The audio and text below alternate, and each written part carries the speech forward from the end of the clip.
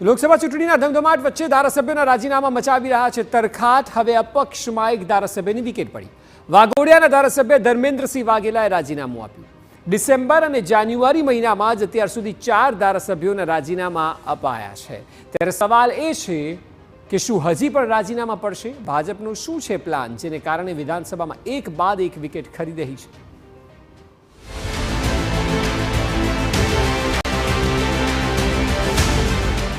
લોકસભા ચૂંટણીનો ધમધમાટ।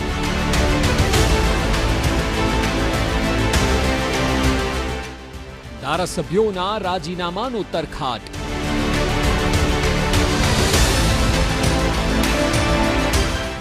બે મહિનામાં 4 ધારાસભ્યોના રાજીનામા।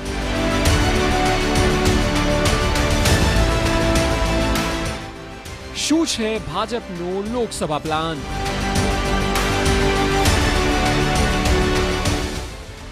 હજુ કેટલા પડશે રાજીનામા?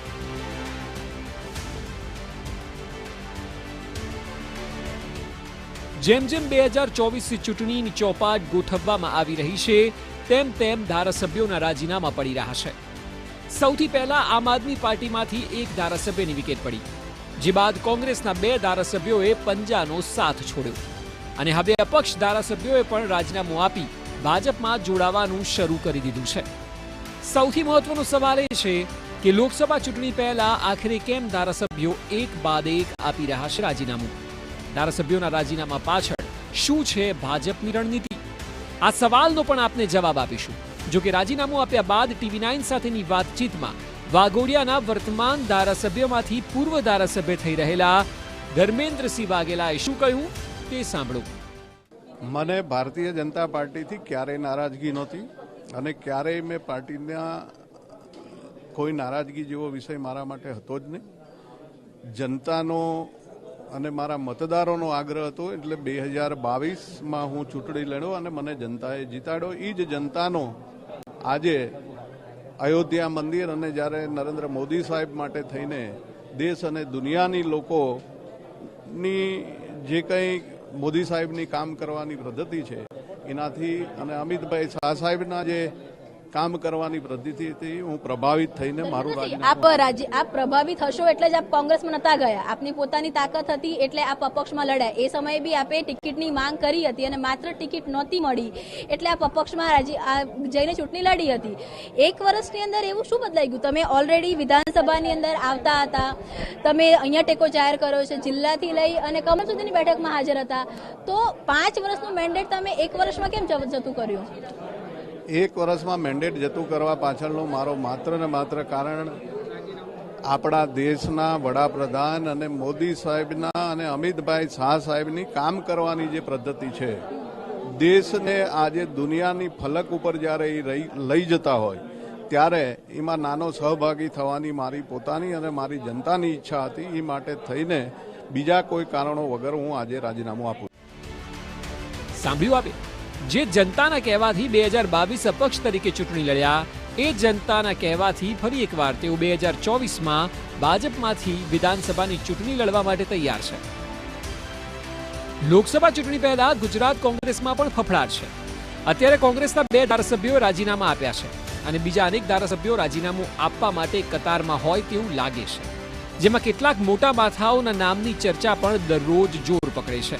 ત્યારે સવાલ એ છે કે શું હજુ પણ કોંગ્રેસમાંથી ધારાસભ્યો આપશે રાજીનામું?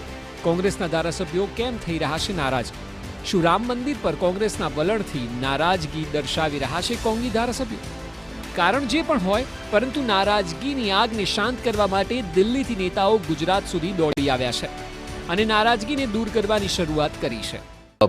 पिछले कुछ समय में अगर छोड़कर गए तो उसकी विभिन्न स्थितियां हो सकती है, लेकिन भारतीय जनता पार्टी की राजनीति, खरीद फरोख्त करने का उनका तरीका, दबाव तंत्र इस्तेमाल करने का उनका तरीका, ये भी एक बहुत महत्वपूर्ण इसका एक अपने आप में एक दबाव तंत्र मैं कहना चाहूँगा कि इस तरह से रहा है।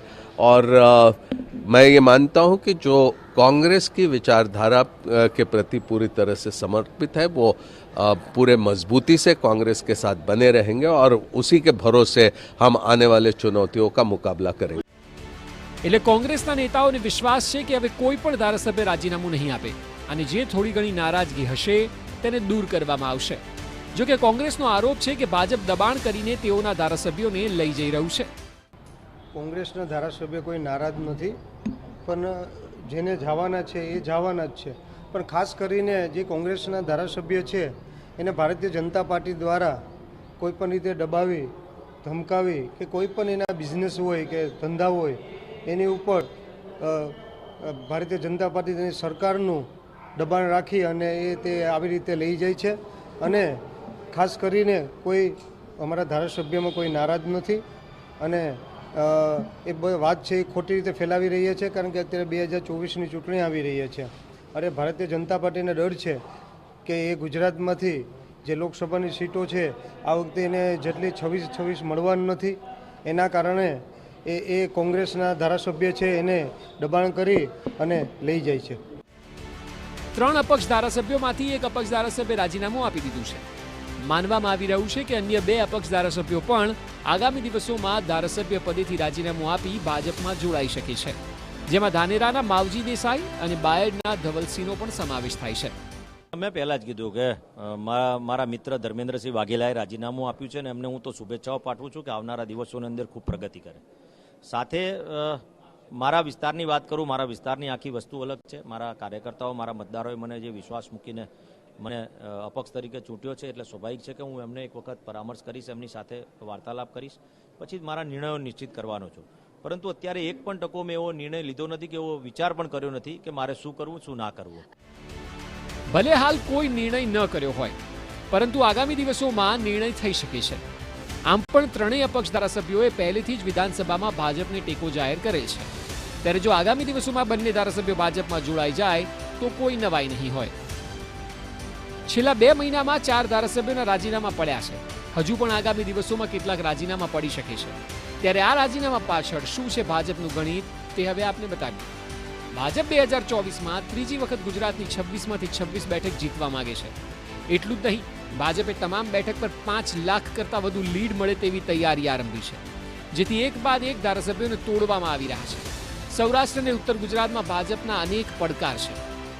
ધારાસભ્યોના રાજીનામાથી ભાજપ તરફી માહોલ બનાવવાનો પ્રયત્ન થઈ રહ્યો છે, જેથી ધારાસભ્યો રાજીનામા આપી રહ્યા છે અને ભાજપમાં જોડાવાની તૈયારી કરી રહ્યા છે. ઓપરેશન લોટસમાં અત્યાર સુધી 4 વિકેટ તો પડી છે. આગામી દિવસોમાં હજુ પણ કોંગ્રેસના નેતા, ધારાસભ્યો પોતાની પાર્ટીને રામ રામ કહીને ભાજપમાં જોડાઈ શકે છે, જેના સંકેત ઓપરેશન લોટસના ડોક્ટરે પણ આપી દીધા.